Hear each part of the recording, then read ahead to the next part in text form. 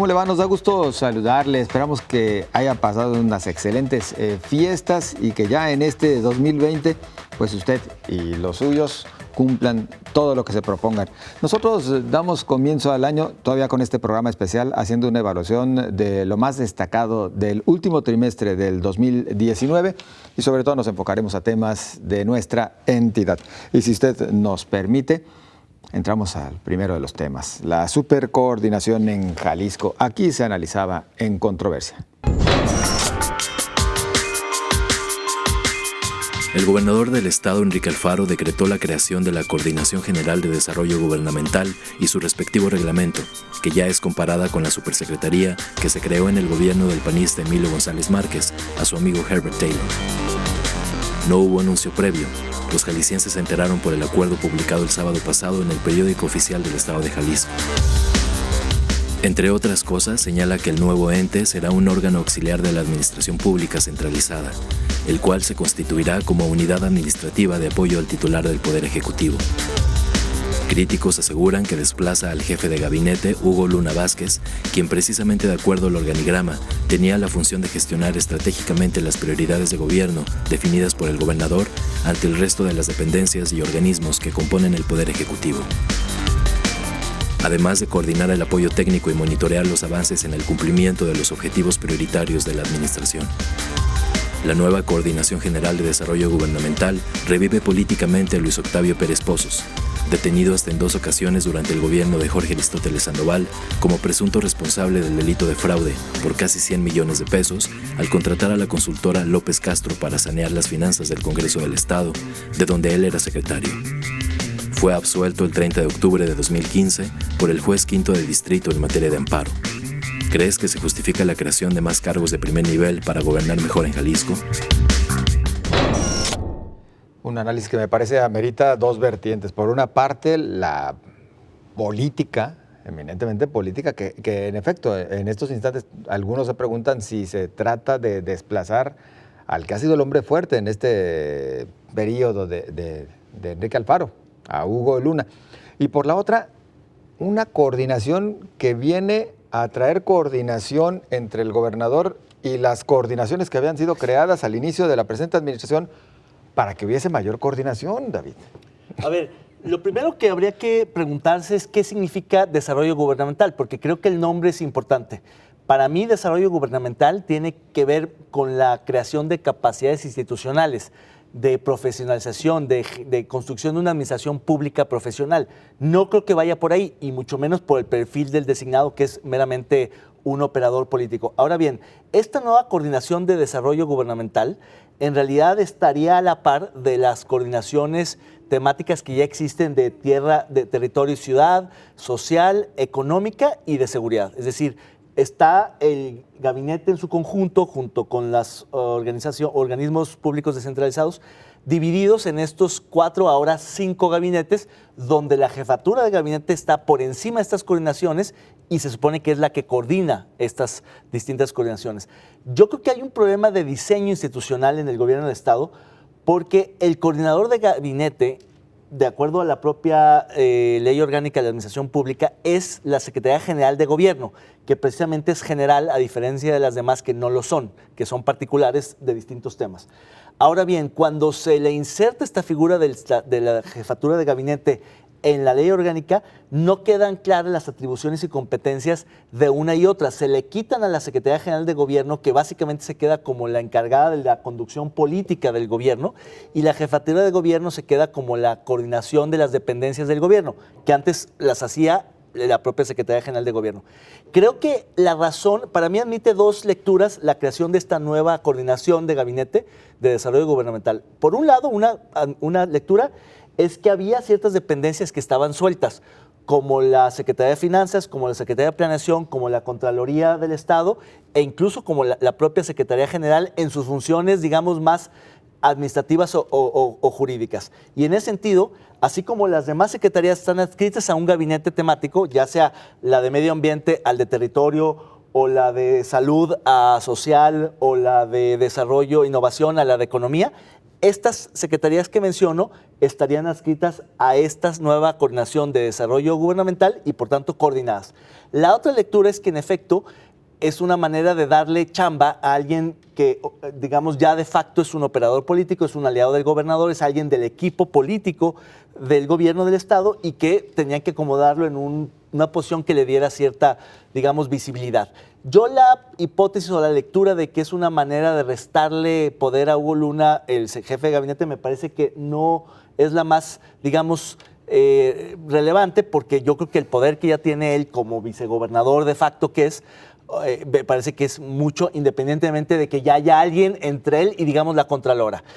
Me parece que hay temas muy delicados que lleva, por ejemplo, la Contraloría del Estado, que estaban desatendidos por la jefatura de gabinete por estar sobresaturada y que ahora va a atender este personal. A mí la parte que me parece más importante, que sigue no existiendo en los gabinetes estatales y en el gabinete federal, es una secretaría técnica del gabinete, una secretaría que le dé seguimiento a indicadores, a evaluaciones, a comunicación, cosas mucho más de gestión pública que de conducción política, porque al final del día el gobernador hace esa conducción, es al final del día el líder máximo, el jefe de gobierno del gobierno del Estado, y él es el que le toca esa parte más política.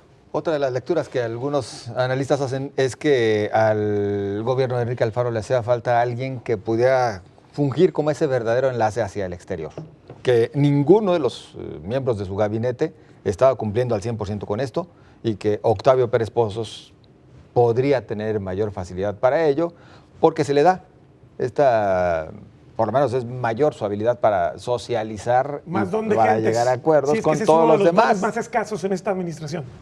Julio. Aunque bueno, en la Secretaría General de Gobierno tengo entendido que debería de haber áreas para eso, ¿no? O sea, hay una subsecretaría de concentración política. Exactamente. La secretaría particular, el propio gobernador, ¿no? Podría tener eso que tú decías del secretario técnico. Y lo que podemos ver en los hechos, quizás sí haya un debilitamiento de la figura de Hugo Luna, pero quien se va a debilitar aún más es el que ya de por sí está achicado, que es el secretario general de Gobierno, que es Enrique Barra, que pues yo creo durante... No me dejarán mentir, en varios sexenios no habíamos visto un secretario de gobierno tan arrinconado o que no estuviera saliendo tanto. Cuando él fue subsecretario de gobierno con Álvarez del Castillo tenía más influencia que ahora que secretario de gobierno. Y ahora no la tiene.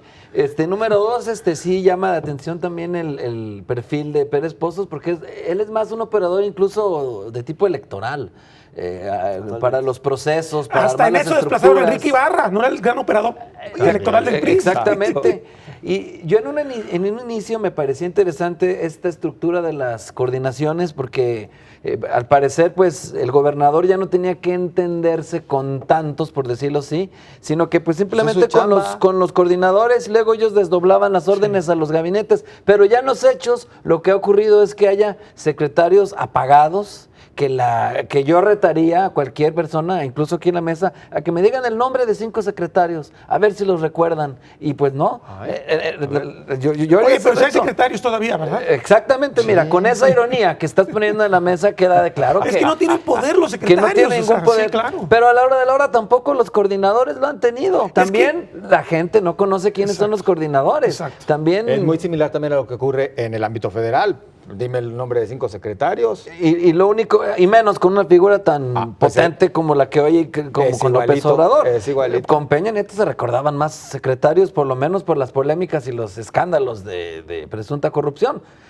Pero aquí ya hay, en este caso, lo único que está ocurriendo es que cada vez están arrinconando más al gobernador en una burbuja de por sí, por esta estructura tan abigarrada, me parece. Agustín. Caray, yo no sé, me parece que la explicación que da David es buena, pero yo termino pensando. De hecho, las dos. Sí, pero me refiero porque él ya entró como más en el análisis de los cargos. Digo, es un especialista además en el tema. Lo es. Pero a mí me da la impresión, y aquí sí coincido contigo, Julio, la impresionante arrogancia del gobernador, esta forma de decirnos que no lo merecemos los jaliscienses, termina siendo un factor que yo no puedo evitar leer. justamente porque, como tú dices, parece que lo quieren proteger demasiado, creando muchas estructuras que lo aíslen cada vez más. Yo creo que y a esto la hora de la hora, quien más desgaste ha sufrido es él. La eficiencia... Los demás están ausentes con y esto todos termino los mi idea y golpes ahorita si quieres me mediáticos se dices los ha a mí. llevado. La eficiencia de un gabinete implica no nombrar y nombrar coordinadores y coordinadores y coordinadores. Yo creo que si el gobernador hiciera su chamba, el secretario de gobierno, como tú bien decías, hiciera la suya, la secretaría particular, los enlaces, o sea, los anteriores gobernadores tenían esquemas más simples y resolvían cosas, pero además le daban poder a los secretarios y los secretarios tenían que darle cuentas al gobernador directamente. A mí me parece que los secretarios ya no saben a quién darle cuentas porque está el coordinador y luego otro coordinador, caray. Claro. A mí sí me gusta poner de ejemplo la estructura administrativa de Estados Unidos, donde los gabinetes prácticamente han sido los mismos en las últimas décadas. Nadie se inventa secretarías ni jefaturas de departamento nuevas. Lo que cambia mucho y donde está, digamos, la clave del matiz gubernamental es en los asesores. Por eso hay el asesor especial en seguridad. ¿Se acordarán de Rice, la asesora Condoleezza Rice? Ella no era secretaria, era asesora y tenía un poder equiparable al secretario de Estado o al secretario de la Defensa, porque estaba en la Casa Blanca. Es decir, no necesitas el membrete de ser coordinador de gabinete o tener una estructura asesora del presidente, ¿no? O sea, sí, claro. su voz era muy importante. Se inventan cada cosa, entonces, cada 6 años. Aquí hay como muchos cargos, mucho general y poca tropa. Yo siempre he creído que la mayor desgracia de los gobiernos subnacionales de este país, estatales y municipales, es la falta de un servicio civil de carrera mínimo. No digamos meritocrático, con concursos abiertos, no. Simplemente una mínima estabilidad de director general para abajo. Cambian a ellos, pierden expertise, se pierde memoria institucional, llega el secretario, que muchísimos son neófitos, son impericios, ineptos y por supuesto no brillen. Además por un gobernador que tiene además mucho carisma, mucha personalidad. Entonces la brecha que separa Alfaro, por supuesto. Sí. No, tiene carisma, puede ser negativo o positivo, de que de que contrasta con sus secretarios muchísimo. Es igual una que el figura presidente López Obrador. Fuerte, pues. Igual que el presidente López ¿Sería Obrador. villano o héroe en una película? Sí, para decirlo claramente. Protagonista. Exactamente. Los secretarios son actores de reparto. En lo federal un superdelegado, en lo estatal supercoordinadores y total que los titulares del Ejecutivo tanto federal como en la entidad, dejando de paso algunos temas que eran relevantes porque los confiaban en ellos, en sus coordinadores. Nosotros continuamos enseguida.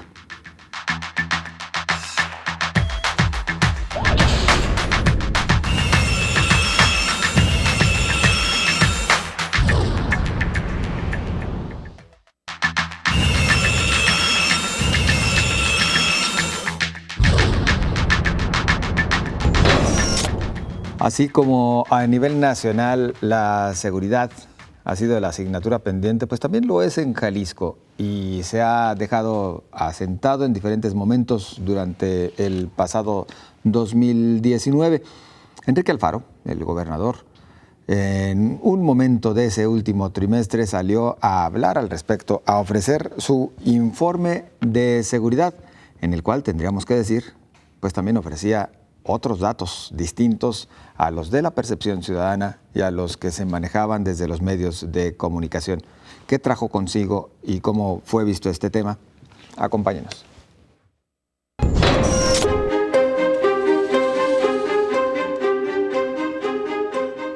Previo a su primer informe, el gobernador Enrique Alfaro Ramírez da a los jaliscienses un informe sobre seguridad. Cuestionado un tanto por la falta de autocrítica y lleno de justificaciones y de la criminalización de las víctimas. Alfaro destaca, por ejemplo, una baja en los 8 tipos principales de robo y el hecho de que Jalisco dejó los primeros lugares para ocupar el número 15 en la lista, con 144 delitos por cada 100,000 habitantes. Da a conocer, por ejemplo, 6 casos de feminicidios donde deja entrever que el Estado nada tenía que hacer y, por el contrario, evidencian la descomposición social. Citó el caso ocurrido en las puertas de Casa Jalisco, pero ¿y los otros 31 feminicidios del año? En comparación con el año pasado, el protocolo de feminicidio se ha aplicado en más ocasiones y hay más feminicidas detenidos, 29 en total. Tener casi el 32% de reducción en 11 meses de trabajo, afirma el mandatario, para mí es un resultado positivo. En cuanto a homicidios, el titular del Ejecutivo justifica los hechos, argumentando que el 70% de los mismos se encuentran ligados al crimen organizado. Sin embargo, la percepción de inseguridad en los jaliscienses persiste y es de un 51.5%. Pues entramos en materia, Julio, este informe de seguridad. Bueno, evidentemente de cara al primer informe general de gobierno que el gobernador Enrique Alfaro va a estar rindiendo, por cierto, el día de mañana miércoles, y que bueno, ya habrá rendido para quienes nos vean en la repetición en los próximos días, pues estamos hablando del gran pendiente que se tiene en la entidad, que se tiene en todo México. No se necesita un doctorado en Harvard para saberlo, que es el gran pendiente y que es lo que más preocupada tiene a la sociedad. Un Estado no se entiende sin otorgar seguridad y también sin garantizar el tema de la salud, que también ese ha sido el otro flanco por el cual ha estado haciendo agua el bote durante las últimas semanas en el caso del estado de Jalisco.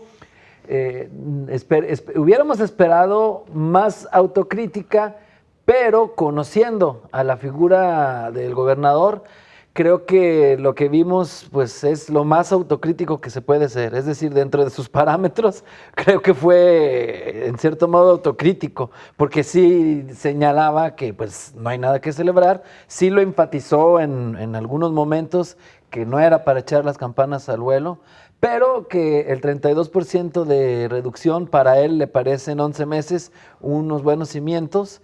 Habría que entrar ahí a discutir el asunto de las cifras y las metodologías, porque si bien existen también estas reducciones en algunos, pareciera que en lo que más le duele a los ciudadanos es en lo que todavía no hay los resultados. Y si existe la percepción, es por algo. La gente no se equivoca, lo sufre, lo padece todos los días. Y el asunto de decir también que esta cantaleta de que la mayoría de los homicidios ocurren entre los malos, que para empezar ya estamos ahí en una división un poco maniquea, pues no exime de ninguna responsabilidad a las obligaciones de un Estado, ¿no? Porque sean quien fuere, no debe haber ningún tipo de muerte violenta en un Estado de derecho adecuado, y pues se tienen que buscar también otras estrategias más integrales, también eso estoy de acuerdo.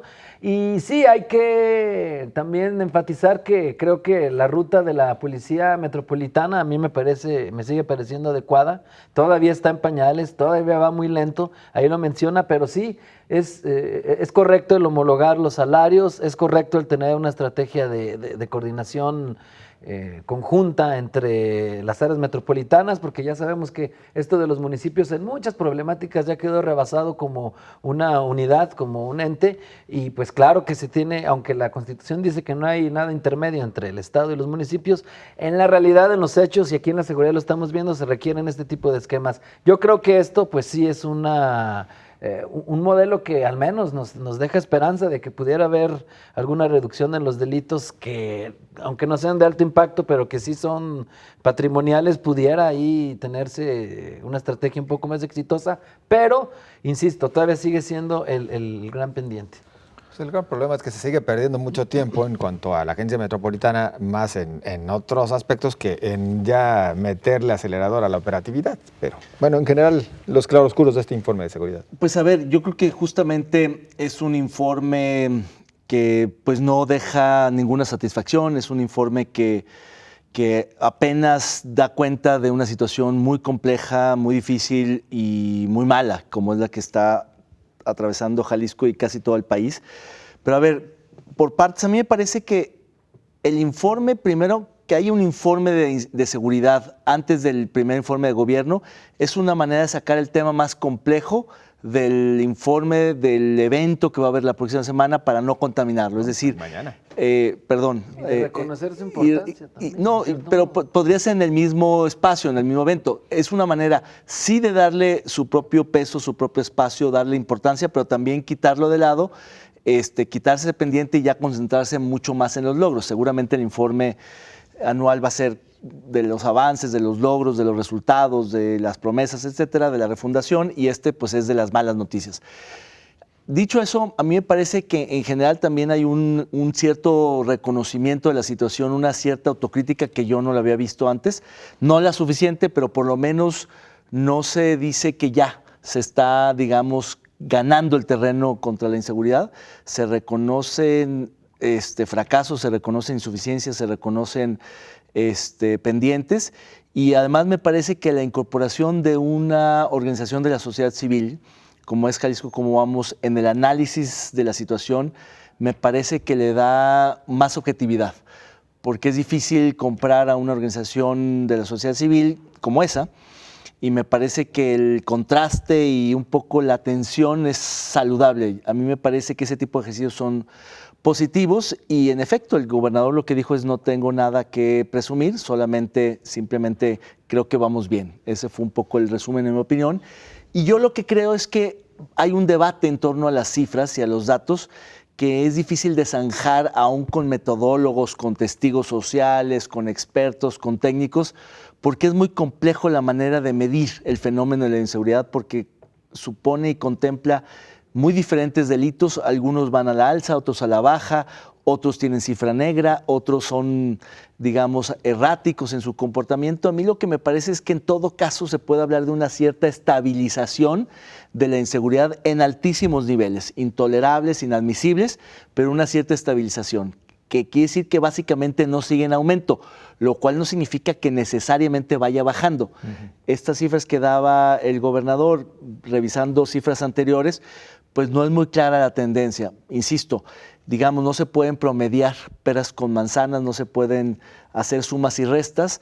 Hay que ver cada delito en su propia lógica y dinámica, y no se puede ver el conjunto, salvo en la parte de percepción ciudadana, que es la que menos bien va, porque siempre en la cuestión de la percepción ciudadana en torno a la seguridad pública hay un diferencial, hay un retraso.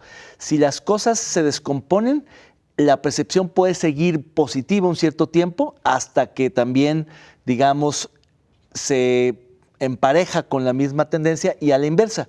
Si las cosas van mejorando, como dice el gobernador, pues la percepción tarda en mejorar, porque todavía existe la psicosis social, digamos, la idea, el imaginario colectivo de que la cosa no está bien. Y yo creo que no es exclusivo de Jalisco, y eso no es un consuelo para el Estado, pero ciertamente es un tema nacional, donde Jalisco había estado generalmente por encima del promedio nacional, un poco mejor que otros estados y que otras ciudades, y hoy está por abajo, está un poco peor que otros estados y que otras ciudades. Y esa es la parte que hay que, digamos, como el balance final que hay que tomar en cuenta. Sonia. A mí me parece que no hay la autocrítica suficiente. Yo no coincido con David en esa parte. ¿Por qué? Porque aun cuando le bajó un poquito, unas rayitas al tono de acusaciones sobre lo que se ha generado en percepción en materia de seguridad pública, sigue deslindándose de la responsabilidad. Creo que hay una parte que ni al gobernador y quizá ni al presidente les queda claro sobre la responsabilidad que tienen como jefes de Estado o como jefes del Ejecutivo, que es garantizar la seguridad de los ciudadanos. Yo, como ciudadano, puedo decir que estoy en acuerdo o desacuerdo en la forma en que se mide el tema de la seguridad, y además puedo decir que yo, como no tengo nada que ver con el crimen organizado, pues estoy al margen de lo mismo. Pero ellos no pueden deslindarse como lo hace un ciudadano, porque ellos son los responsables de este Estado o del Poder Ejecutivo. Y aunque no son ellos quienes cometen los delitos ni quienes propician que se cometan los delitos, sí son los responsables de que esos delitos no se sancionen, y que por ende la impunidad que hay en el Estado esté cobijada por la falta de resultados de sus gobiernos, que eso es lo que no les queda claro a los gobernantes. Es decir, estos ejemplos que usa el gobernador me pareció, para empezar, de muy mal gusto. Porque, muy duro, del feminicidio. Exactamente, porque me parece que revictimiza y además exhibe asuntos que no tendrían que ventilarse por respeto a las víctimas de los delitos en ese espacio. Y segundo, me parece que lo hace justamente para tratar de deslindarse de la responsabilidad. La única realidad en materia de seguridad es que sigue faltando bastante para mejorar en esta materia. Nada menos, uno de los últimos informes del pasado 2019 a nivel nacional hablaban de que Jalisco se coloca como la cuarta entidad con mayor cantidad de delitos. Y vaya, pues inclusive algunos de los municipios, la capital en específico, entre los primeros lugares por lo que refiere al índice de homicidios. Guadalajara también en la 6ª posición cuando hablamos del número de homicidios. Así que sigue la seguridad siendo una asignatura pendiente. Llegamos al final de En Controversia. Agradecemos su compañía y le esperamos la próxima semana.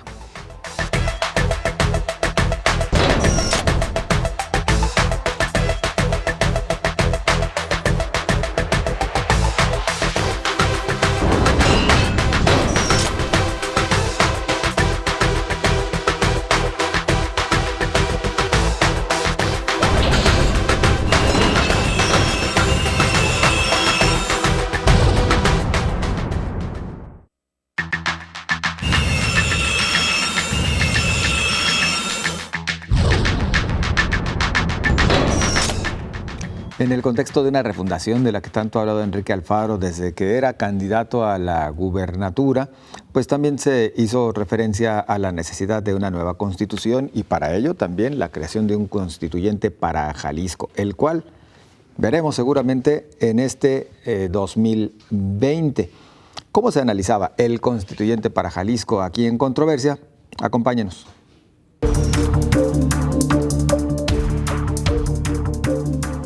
Aunque un ejercicio pone en evidencia que buena parte de los diputados, incluyendo los de oposición, no saben ni lo que votaron, el Congreso del Estado aprobó crear el constituyente en Jalisco.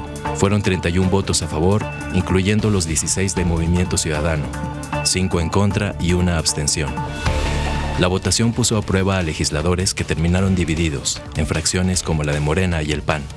La mayoría de los argumentos de quienes votaron en contra es que se pretende elegir a un grupo de amigos para crear una constitución a modo del grupo en el poder, que no se está considerando la participación activa de los municipios y su principal objetivo es apoderarse del Poder Judicial.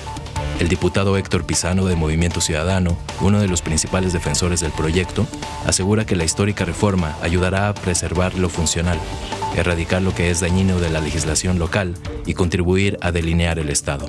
¿Consideras que el constituyente representará realmente a todos los jaliscienses en la creación de esta nueva constitución local? Y podríamos lanzar muchas más preguntas. ¿Hasta dónde puede alcanzar? ¿Qué es lo que sí se puede hacer?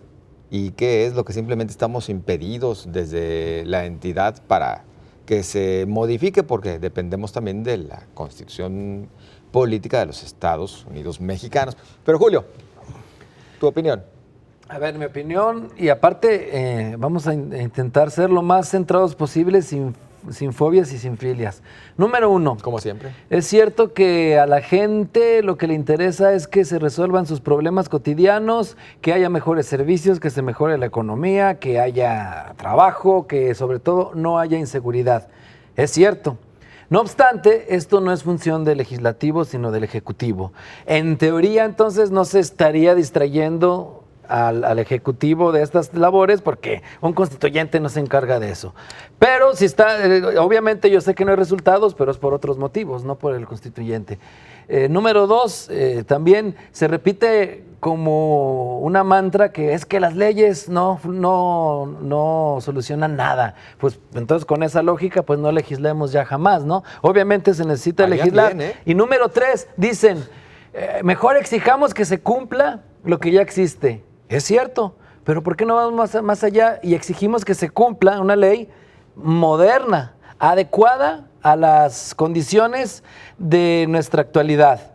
Y para ello, si exigimos que se cumpla lo que ya existe, voy a poner la siguiente analogía. La Constitución actual es como un cuaderno con muchos tachones, que ha sido tachado y retachado y retachado. ¿Por qué no empezar con un cuaderno nuevo en el cual plasmemos de una vez todos los nuevos preceptos que estarán ya sin antinomías, sin lagunas, sin todo ese tipo de conflictos jurídicos y que ya esté plasmado desde el inicio? En lugar de desgastarnos reforma tras reforma tras reforma en el Congreso, con procesos que por cada reforma duran meses y que desgastan a los diputados y que así ya pudiéramos tener no solo una nueva constitución moderna que obviamente si se va a cumplir o no se va a cumplir, eso depende de otras exigencias, pero de que se necesita una nueva norma es una realidad. Es decir, es útil, claro que sería útil. Si quieren les concedo que si es suficiente para cambiar la vida de Jalisco, no es suficiente, por supuesto, pero sería útil. Eso nadie podría negarlo. Entonces, una nueva constitución, además, ya por último, no solo permitiría, al tener este nuevo documento limpiecito desde un inicio, también permitiría no solo el legislar, porque legislar solo se puede hacer todo el tiempo con el constituyente permanente, es cierto, pero estoy hablando de la teoría, claro. Ya sé que van a decir que los sospechosismos de que van a meter mano y que no sé qué. Hoy te estás refutando solo. Ya es que ya... es que mis queridos televidentes, fuera del aire ya estaban anticipando algo de su postura. Julio en controversia. Exactamente. Julio es un némesis. Su autónomamente controvertido. Termino, ya estaban anticipando los compañeros fuera del aire en la pausa, pues algunas de sus posturas. Por eso me estoy anticipando. Entonces, siempre proactivo, su querido amigo Julio Ríos. Entonces, ya para concluir, estos 108 ciudadanos que no serían postulados por partido, de acuerdo con como viene la reforma, entonces eso nos permitiría hacer un consenso social, un proceso de reconciliación. ¿Qué es lo que hay que cuidar? Que eso sí, es un gran riesgo que no se convierta esto en un pacto entre élites, que de veras no sea como muchos han dicho, no, es que ya hasta la tienen redactada, que es lo que muchos están rumorando. Pues no lo permitamos, no lo sé, no lo permitamos, queridos ciudadanos, aviéntense de constituyentes. O sea, en realidad, lo que debemos hacer más bien es, si existen todas estas advertencias de lo que puede pasar, pues actuemos como ciudadanos y no lo permitamos. Termina diciendo, ¿es cuánto? ¿Le faltó alguna objeción a Julio, perdón? ¿Una autoobjeción? Es un hombre en diálogo consigo mismo, eso es muy interesante. Ojalá los diputados fueran como él, en ese sentido. A ver, a mí me parece un circo, a mí me parece fatuo, a mí me parece fuegos artificiales, porque coincidiendo con todo lo que dices, Julio, que tienes toda la razón, el legislativo existe justamente para ir amoldando la realidad, o sea, evoluciona la sociedad. Me parece que si tenemos una constitución llena de tachaduras es porque la sociedad está evolucionando. Cuando la constitución de Jalisco se hizo en los tiempos de ahora, pues han pasado muchísimas cosas, eso es obvio. Y me parece que no tiene nada de malo seguir tachando el cuaderno si lo vamos a adecuar a la realidad. Tiene muchas lagunas y muchas Yo pensaría que con una nueva constitución, ¿en qué vamos a basarla? En cosas distintas a los derechos humanos, en cosas distintas a los derechos sociales, en cosas distintas a los derechos económicos que vienen en la constitución política de los Estados Unidos mexicanos. Y que muchos no están en la local, Me parece que en realidad no estamos haciendo una nueva constitución, estamos efectivamente agarrando un nuevo cuaderno y reproduciendo artículos que van a estar ahí, porque además no podemos ser más avanzados, entre comillas, que la Constitución General de la República. Empecemos por ahí. Bueno, pero dentro de la soberanía de los estados hay muchas cosas que se pero aquí no podemos hacer. aprobar que haya esclavitud. No, pero por ejemplo... O sea, a eso me refiero. Por ejemplo, la fusión o la anexión o la eliminación de municipios, eso debería de estar y no hay un proceso. Eso se puede hacer con una reforma. De acuerdo.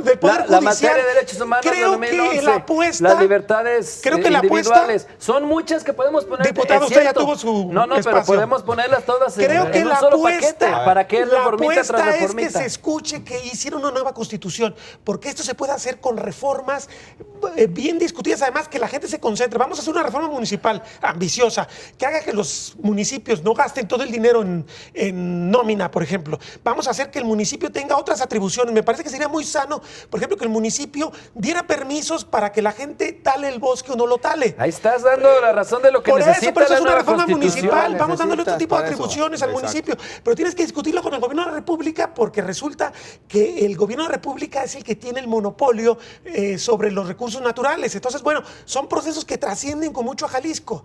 ¿De qué te sirve que hagas un montón de cosas ambiciosas si no tienes la contrapartida del gobierno federal? Tienes primero que pactar con el gobierno federal y tendría entonces que darse un proceso, el proceso en el constituyente federal para que se diera este tipo de ocioso cosas. discutir si está bien o no. Ya se va a hacer. O sea, Pues no hagámoslo estoy en bien. contra de lo que dices. Yo simplemente soy Pero no vamos a enfático. discutir si está bien esto. A ver, no, porque Soy aunque ya se- enfático a que ver, no necesitamos un nuevo Pero constituyente. sigue David, nada más aclarar. Aunque ya se hizo el ajuste El programa para que es se para pueda discutir Exacto. todo. ¿Cómo? O sea, No, pero además aunque se puede Ya considerar. se hizo la villa, eso contradice la posición de Julio, decir, pues ya está la villa, ¿para qué la discutimos? Que ya exacto, la, que hace un Por ser- eso, no Tú estás discutamos si diciendo hay que- una villa o no. Discutamos Todavía qué es hacemos con la villa que ya preguntar está. No, pero tú si has se dicho puede que no o haya no. una villa. Si es es decir, necesario es o no. contradictorio con Exacto, tu posición. así Si ya es. está la villa, entonces no discutas derrumbarla, discute cómo utilizarla. Es el mismo argumento usado en el No, bueno, constituyente. derrumbarla De hecho, la puede ser Constitución- si lo haces con base en la pero, ley. No, pero yo sí Digo, creo que no es una opción. podemos claudicar de discutir cualquier tema, se vaya o no hacer. Aquí Claro. el tema es No, por analizarlo. supuesto, por supuesto. Yo lo que creo Adelante. es que, a diferencia de la Ciudad de México, que es el último ejercicio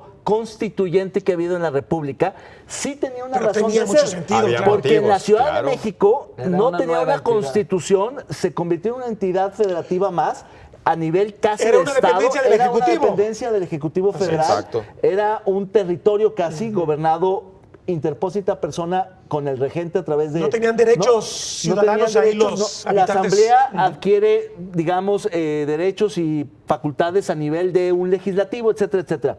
Yo sí creo que ahí había una razón de ser y, sin embargo, la Constitución, frente a sus críticos, ha resultado muy poco, digamos, diferente de lo que ya se tenía. Le agregaron muy poco valor, le agregaron ideas como el derecho a la ciudad, el derecho a la buena administración pública, derechos de tercera y cuarta generaciones, derechos de avanzada que, uno, no tienen un correlato en la normatividad y la constitucionalidad federal y, segundo, tampoco tienen una capacidad institucional para ponerlos en práctica. Entonces se quedaron, como muchos de los preceptos anteriores, en letra muerta. El gran riesgo que corre cualquier constituyente es que si no tiene, digamos, un techo que pueda mover, que en el caso de Jalisco es la Constitución General de la República, no podemos hacer nada que contravenga la Constitución ni que no sea, digamos, compatible con el gobierno federal. Y segundo, si no tienes el aparato burocrático, si no tienes las capacidades institucionales, si no tienes los recursos fiscales, ¿de qué sirve poner en la Constitución derechos o expectativas que no vas a poder cumplir materialmente? Exacto. Entonces, para el ejercicio que puede hacerse, cuyo margen a mí me parece bastante acotado, coincido en que no necesariamente la vía del constituyente es la mejor. Creo que hay otras vías y habría que explorarse. Una de ellas es que el Congreso tal cual está, con capacidad de modificar la Constitución, haga las modificaciones necesarias y adecuadas para tener una mejor Constitución sin tener que armar un proceso que supone muchos recursos, armar toda una elección, elegir nuevos representantes populares, llamar a una asamblea muy grande para redactar toda la Constitución. Yo coincido con Julio en que sí sería mejor y es más beneficioso tener una Constitución perfectamente armoniosa, sin contradicciones, sin lagunas, sin tachones. Pero creo que el costo de hacerla, el ejercicio de hacerla, no necesariamente va a resultar en un libreto mucho más ordenado y armónico. Me parece que la Constitución tal cual está no es tan grave o no está tan mal como para que amerite necesariamente un constituyente. Creo que la Constitución, con todas sus tachaduras, funciona, sobre todo. Me parece que el gran problema de este país no es el de, lo voy a decir en inglés, perdón, del rule of law, sino es de enforcement. Es decir, no es de Estado de Derecho en el sentido de la normatividad y de las leyes, sino de su aplicación y de su ejercicio. Si cumpliéramos, y ese es un argumento castigo muy para válido, quien no la si cumpla cumpliéramos también. la Constitución tal cual está, si cumpliéramos todas las leyes tal cual están, no se necesitaría un constituyente, ni un pacto de integridad, ni llamados a misa, ni nada que no sea estrictamente el enforcement, el cumplimiento riguroso y sin excepción de la ley. Y reiteramos, desde el año pasado dejaron sentadas las bases para que en nuestra entidad se elija a quienes serán parte del constituyente, lo cual veremos en los próximos meses. Continuamos.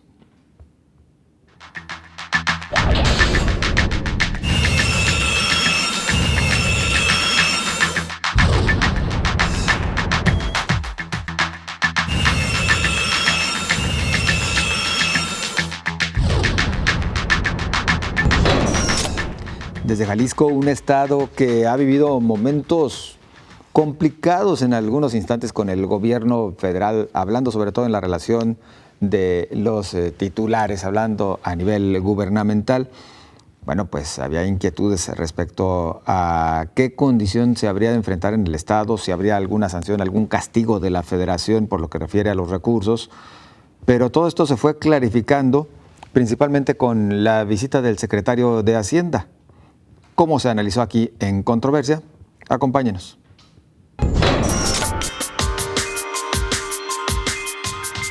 El secretario de Hacienda, Arturo Herrera, realizó importante visita a Jalisco el fin de semana, entre la noche del viernes y el sábado. Sobre todo abrió la posibilidad a algunos proyectos para el Estado que no tenían hasta ahora presupuesto.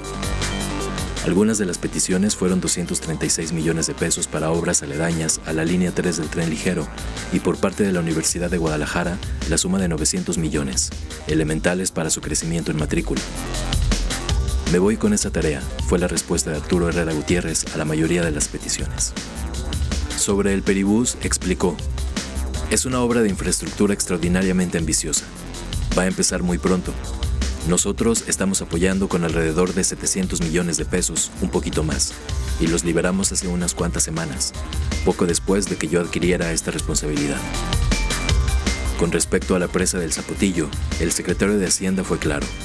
Hay una discusión relacionada con el impacto que pueda tener la cortina y hasta que no se llegue a un acuerdo, no habrá recursos para ello. Bueno, pues una visita en la que todos quedaron contentos, ¿eh? Todos terminaron contentos, aun cuando hubo rubros en los que se dijo que no habrá recursos, por ejemplo, el tema del Zapotillo, que ya se conocía, pero de momento los comentarios que se escuchan son favorables. Hay que ver ya después en el estira y afloja real, el que viene en la Cámara, cómo nos va, Agustín. Sí, de hecho me acordé de uno que fue secretario y síndico en la época priista en Zapopan. No recuerdo su nombre, lo tenía aquí en la punta de la lengua, pero era un tipo muy hábil para relacionarse con la gente. Y me decían de repente los representantes vecinales o los abogados de los grupos que iban a reclamarle cosas, que salían contentísimos porque los trataba con una tersura, con un respeto impresionante, pero que no les resolvía nada. A mí me parece que esto es un poco parecido, sí, les habló muy bien, sonrieron todos. Bueno, hay peores que te tratan mal y no resuelven nada. Exacto, pero bueno, se agradece el buen trato. Digamos que el señor Arturo tiene dones para la política, quiero suponer, porque si salieron contentos, quiere decir que les dio alguna esperanza, los trató bien, los saludó, les dijo que les mandaba mucho afecto el señor presidente de la República, pero creo que no se modifica nada, porque a final de cuentas lo que está previsto en el presupuesto de egresos, me lo puede corregir David, que conoce más de ese tema, difícilmente se va a modificar en el aspecto de la infraestructura, que haya más dinero, cuando la apuesta federal está muy clara hacia otros proyectos fuera de Jalisco. Quizás en todo caso, pues la promesa con el tema de línea 3, pero es que se supone que se iba a agotar con el presupuesto 2019, creo que no, ¿verdad, Sonia? No. Pero ya lo pasaron de enero a abril también, lo de cuándo va a empezar, para abril, como la canción dice, para abril o para mayo. ¿Sabe Dios si algún día funciona eso? Yo no sé si aquí vaya a funcionar, que por la personalidad del presidente y por su mayoría no creo, eso de que de repente los diputados pelean y sacan para sus estados la famosa negociaciones, piñata. pero entonces, ¿qué les va a ofrecer? 900 millones para la Universidad de Guadalajara, yo no sé dónde van a salir también. Sonia. A ver, yo lo que creo es que estas pláticas son solamente políticas. En realidad en el presupuesto hay muy poco que hacer. Casi siempre los presupuestos son inerciales, incluso de un presidente a otro no cambian demasiado. ¿Por qué? Porque la mayor parte de los recursos ya están comprometidos. Casi todas las bolsas tienen que ver con pago de nóminas, que es a donde se va la mayor parte del recurso, con las participaciones en el caso de la federación que les corresponden a los estados y a los municipios, que también están más o menos definidas, y con el pago de deuda, que también es algo que no puedes modificar y que cada vez le está costando más al país y a los estados y a los municipios. Entonces, desde ese momento, en realidad el margen de maniobra es muy poco. La otra parte es que la lectura que se da a los recursos que van para cada entidad dependen de quién te lo dice. Por ejemplo, lo vimos en 2019. En realidad no es que haya habido menos recursos para Jalisco, como dice el gobierno del estado. Más bien, no hubo recursos a las bolsas que el gobierno del estado pretendía en esta distribución presupuestal, y estos montos que se manejan de diferencia entre lo que se esperaba y lo que finalmente llegó, me parece que no quedan muy claros. Habrá que ver cuando llegue el paquete económico que manda el gobernador Enrique Alfaro, al Congreso del Estado, cómo finalmente le fue a Jalisco. Casi siempre sucede que los recursos que llegan de la Federación están por encima de lo que se presupuesta, pero muy por encima. O sea, cada año Jalisco recibe entre 7, 8 mil, 9 mil, 10 mil millones de pesos adicionales. Seguramente eso lo podremos ver hasta que llegue el paquete económico local, que va a haber una diferencia, eso es prácticamente seguro. Habrá que ver a dónde se va esa diferencia. La queja de los gobiernos, pero no nada más de sino de todos los anteriores, es que ese recurso viene en su mayoría etiquetado, sobre todo después de que se acabó los recursos que llegaban de excedentes petroleros. Se acabaron esas grandes bolsas millonarias que recibían los gobiernos de los estados, en donde sí tenían discrecionalidad para usar esos recursos. Ahora casi todo lo que llega etiquetado, claro, y además llega etiquetado para las apuestas del gobierno federal. Si vemos el presupuesto, lo que viene para infraestructura en Jalisco, lo que hace el gobierno federal es lo que ya había dicho, ir dándole dinero a lo que quedó a medias, que son un montón de tramos carreteros importantes. Por ejemplo, la carretera esta que une a la costa norte con la costa sur de Jalisco, que la han ido haciendo en pedacitos, exactamente, sigue teniendo recursos, la del Tuito-Melaque. Esta sigue teniendo recursos, no va a detenerse. Se le asignan los recursos que faltan para el cierre de la línea 3 de tren ligero, y todos estos tramos, la de Santa Rosa a La Barca, que también tenía por ahí tramos pendientes y que son proyectos multianuales. Todos estos proyectos tienen recursos asignados, entonces no es verdad que Jalisco no va a tener dinero para infraestructura.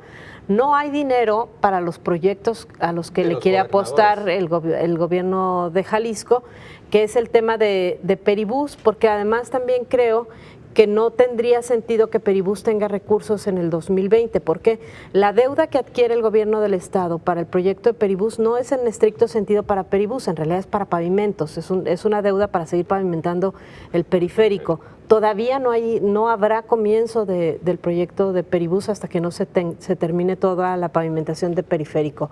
Y los recursos adicionales que supuestamente se lograron gestionar ante la Federación serían para el proyecto de Peribús, es decir, estaremos hablando hasta el 2021, 2022, si bien nos va que la obra se esté realizando. ¿Tiene sentido terminar de pavimentar el periférico si vas a poner después el Peribús? ¿No va a haber modificación después? No, pero es para eso, no puedes poner... O sea, no va a alterarse eso, sí tiene sentido. No, porque no puedes poner Peribús, porque va a ser como el macrobús, tienes que poner la plancha de concreto hidráulico. Okay. Por eso primero tienes que empezar por el... sensato. Exactamente, tienes que empezar primero por el pavimento. Hay muchos proyectos que se terminan y después llegan y levantan todo. Bueno, como pasó con Tren Ligero, ¿no? Que Aristóteles se gastó un montón de dinero en deuda en pavimentar esta avenida de Ávila Camacho, que luego tuvo que ser levantada para la construcción de la línea 3 de Tren Ligero, ¿no? Por lo pronto, Enrique Alfaro lo que dice es que le están recortando 1,600 millones de pesos en salud. Hoy sale y lo señala. Pero el fin de semana estuvieron contentos todos, insisto, hasta el gobernador, ¿no, David? Sí, yo creo que en realidad el secretario de Hacienda vino a Jalisco con dos propósitos en mente. Uno, poco palpar cuál era el ánimo y el ambiente en el Estado, con empresarios, con políticos, con ciudadanos en general. Y dos, para verificar en campo el avance de las obras físico, que también es algo que López Obrador les ha pedido a todos sus secretarios, que salgan a los estados, que salgan a los municipios, que vean cómo está la realidad. Entonces creo que ese fue el propósito por el cual vino el secretario de Hacienda. Del otro lado, la expectativa de los políticos locales o de los empresarios era otro, era conseguir mayores recursos y buscar una mayor incidencia económica en el país. Esa parte está por negociarse. Yo sí creo que el presupuesto, aunque está muy digamos, amarrado, tiene un margen de maniobra muy estrecho, todavía es factible de modificarse en la Cámara de los Diputados en el margen, pero en algo que pueda ser significativo para los estados, sobre todo por la coalición que vaya a votar a favor del presupuesto. Si bien es cierto que Morena tiene una mayoría suficiente para aprobar el presupuesto con sus aliados, no es lo mismo sacarla solo que sacarla con otros. Y con otros supone una negociación donde, por ejemplo, para que la bancada de Movimiento Ciudadano vaya en la votación del presupuesto, pues algo a cambio negociarán para Jalisco en particular, porque es donde son gobierno. Y en ese sentido, yo sí creo que no habrá suficientes recursos para las obras prioritarias del gobierno del Estado, que son las que ya conocemos, porque en efecto ahí no están las apuestas del presidente ni del gobierno federal, pero habrá recursos adicionales para algunas de ellas, sobre todo para las que tienen que concluir. En efecto, línea 3 se va a concluir, falta poco, el Peribús, que es una mezcla de recursos locales y federales, pero en general yo creo que a la mayoría de los estados les va a llegar menos dinero en términos reales, porque las participaciones y las aportaciones se disminuyen en términos reales por el ajuste de los presupuestos y además porque desaparecen ciertos fondos como el 23, que era muy importante para los estados, que era donde negociaban inversiones públicas, que ya no existe, entonces ya no hay esa ventanilla con la cual negociar en Hacienda dinero. Por eso los gobiernos de estados están acudiendo a deuda, o a deuda, digamos, en términos de créditos fiscales, o a otro tipo de financiamiento, excepto algo que también el secretario puso sobre la mesa, que fue los ingresos propios. Los estados y municipios de este país hacen un mínimo esfuerzo fiscal, prácticamente todos rehúyen cobrar impuestos, todos se han comprometido de manera populista, igual que el presidente de la República, gobernadores y alcaldes, a no incorporar nuevos impuestos, cuando en realidad tendrían que estar pensando en introducir impuestos que de hecho ya existían o que existen en otras entidades, y donde, por ejemplo, Jalisco tiene un enorme potencial recaudatorio, como es en el caso de la tenencia.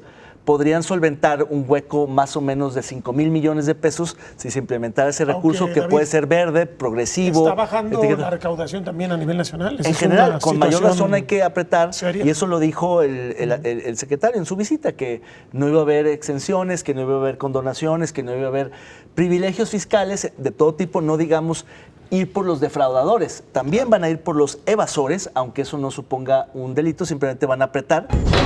Bueno, en su visita el secretario de Hacienda fue muy claro al señalar que no habría dinero para todos los proyectos, que se priorizaría en la línea 3 del tren ligero, que todavía se vería cómo se apoya la línea 4, pero pues sigue haciendo falta recursos para diferentes prioridades, según se han marcado así desde nuestra entidad.